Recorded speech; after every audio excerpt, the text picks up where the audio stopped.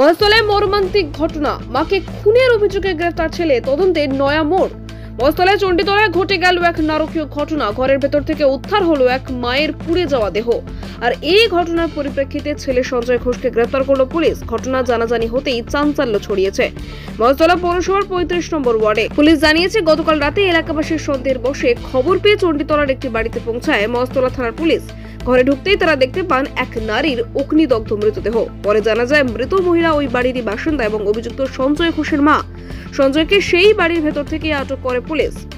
প্রাথমিক তদন্তে পুলিশের অনুমান, মানসিক ভারসাম্যহীন সঞ্জয় সম্ভবত তার মাকে খুন করে দেহ আগুন ধরিয়ে দেয়। তবে মৃত্যু আগুনে পুড়ে হয়েছে নাকি তার আগেই খুন করে প্রমাণ লোপাটের জন্য আগুন লাগানো হয়েছে তা এখনো স্পষ্ট নয়। দেহ ময়না তদন্তের জন্য পাঠানো হয়েছে এবং রিপোর্ট হাতে এলে প্রকৃত কারণ স্পষ্ট হবে বলে জানিয়েছে পুলিশ। ঘটনার পর থেকেই গোটা এলাকায় নেমে এসেছে স্তব্ধতা। প্রতিবেশীরা জানান, সঞ্জয় গত কয়েক বছর ধরে মানসিক সমস্যায় অসুস্থ ছিলেন।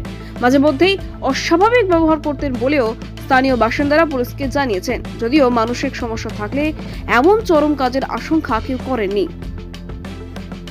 এই ঘটনায় মহেশতলা থানার পুলিশ খুনের মামলা রুজু করে সঞ্জয়কে গ্রেফতার করে শনিবার আলিপুর আদালতে পেশ করেছে। ঘটনার পেছনে অন্য কোনো কারণ আছে কিনা বা কেউ প্ররোচনা দিয়েছে কি তা নিয়েও তদন্ত চলছে বলে জানিয়েছে পুলিশ।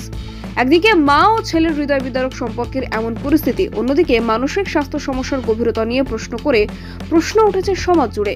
প্রশাসনের তরফে ঘটনাটির সব দিক গুরুত্ব সহকারে খতিয়ে দেখা হচ্ছে বলে সূত্রের খবর। মহেশতলার এই ঘটনায় আবারও স্পষ্ট, মানসিক স্বাস্থ্য সমস্যাকে অবহেলা করলে তার পরিণতি কতটা ভয়ঙ্কর হতে পারে। এলাকাবাসী এখন চাইছে, অভিযুক্ত যদি মানসিকভাবে অসুস্থ হয় তবে তার চিকিৎসা হোক যথাযথভাবে, অন্যথায় দৃষ্টান্তমূলক শাস্তি হোক ওই নির্মম ঘটনায়। মাকে মারলেন কেন? মাকে মারলেন কেন? চলে দাদি না রে। মারলেন কেন?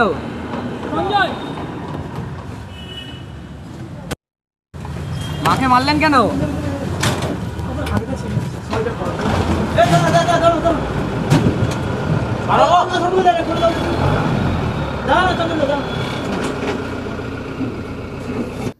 মহেশতলা থেকে শেখ সাইফুদ্দিনের রিপোর্ট, ডিএন নিউজ বাংলা।